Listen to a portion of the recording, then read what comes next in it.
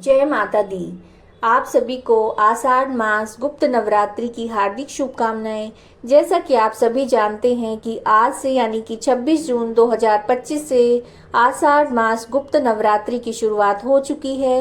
ये बड़ा ही पावन, बड़ा ही पवित्र मौका है जिसमें माँ दुर्गा की गुप्त रूप से आराधना करके उनकी कृपा प्राप्त कर सकते हैं। जीवन में चाहे आप किसी भी समस्या से घिरे हो, किसी भी संकट से घिरे हो, ये बड़ा ही अच्छा मौका है उन संकटों से उबरने का, उनसे पार पाने का और माँ दुर्गा की कृपा पाने का। ऐसा माना जाता है कि गुप्त नवरात्रि में माँ दुर्गा की पूजा का जो फल है, वो जो प्रकट नवरात्रि होते हैं उनसे कहीं ज़्यादा फल मिलता है। और इस नवरात्रि में तंत्र साधनाओं का विशेष महत्व होता है। माँ दुर्गा की 10 महाविद्याओं की पूजा करके उन्हें सिद्ध किया जाता है। लेकिन जो गृहस्थ लोग हैं वो साधारण रूप से अपनी पूजा जिस प्रकार प्रकट नवरात्रि में पूजा करते हैं उसी प्रकार से पूजा कर सकते हैं। उसी प्रकार से चालीसा, दुर्गा सप्तशती और किसी मंत्र का जप कर सकते हैं। गुप्त नवरात्रि से संबंधित एक पौराणिक कथा प्रचलित है जिसका नित्य श्रवण करना चाहिए। तो आइए माँ भगवती की कृपा प्राप्त करने के लिए उस कथा का श्रवण करते हैं। प्राचीन समय की बात है। एक बार ऋषि श्रृंगी अपने भक्तों के साथ बैठे थे। तभी अचानक भीड़ से एक स्त्री निकलकर उनके सामने आई। उस स्त्री ने ऋषि से कहा कि मेरे पति हमेशा गलत कामों में घिरे रहते हैं, जिस वजह से मैं ना तो पूजा पाठ कर पाती हूँ, ना धर्म और भक्ति से जुड़ा कोई भी कार्य कर पाती हूँ।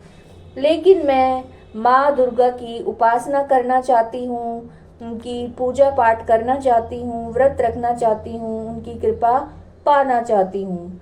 तब ऋषि श्रृंगी ने महिला से कहा कि चैत्र और शारदीय नवरात्रों को तो सब लोग जानते हैं, लेकिन इसके अतिरिक्त 2 अन्य नवरात्र भी होते हैं जिन्हें गुप्त नवरात्रि के नाम से जाना जाता है। ऋषि ने स्त्री को बताया कि जहाँ प्रकट नवरात्रों में 9 देवियों की उपासना होती है, वहीं गुप्त नवरात्रि में 10 महाविद्याओं का ध्यान किया जाता है, उनकी आराधना की जाती है।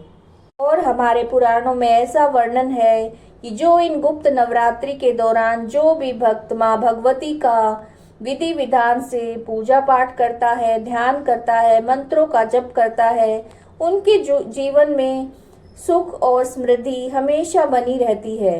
ऋषि श्रृंगी आगे वर्णन करते हुए कहते हैं कि लोभी, कामी, मांसाहारी, पूजा पाठ न करने वाला भी यदि गुप्त नवरात्रि में माँ का विधि पूर्वक पूजा पाठ करता है तो उसे इस जीवन में कुछ भी करने की जरूरत नहीं होती है। उस स्त्री ने ऋषि श्रृंगी की बातों को पूरी श्रद्धा के साथ सुना और गुप्त नवरात्रि की विधि विधान से पूजा की, जिसके बाद उसके जीवन में सुख शांति लौट आई और उसका पति भी गलत रास्ते से सही रास्ते पर आ गया। तो ये माँ दुर्गा, ये माँ भगवती हमेशा अपने भक्तों पर दया करती हैं, इसलिए इनकी आराधना करने का कोई भी मौका हमें बिल्कुल भी नहीं गंवाना चाहिए। और अगर आपको ये वीडियो पसंद आई है तो वीडियो को लाइक कीजिएगा, ज़्यादा से ज़्यादा शेयर कीजिएगा और कमेंट में जय माता दी ज़रूर लिखिएगा। और चैनल को अगर सब्सक्राइब नहीं किया है तो ज़रूर सब्सक्राइब कीजिएगा। जय माता दी।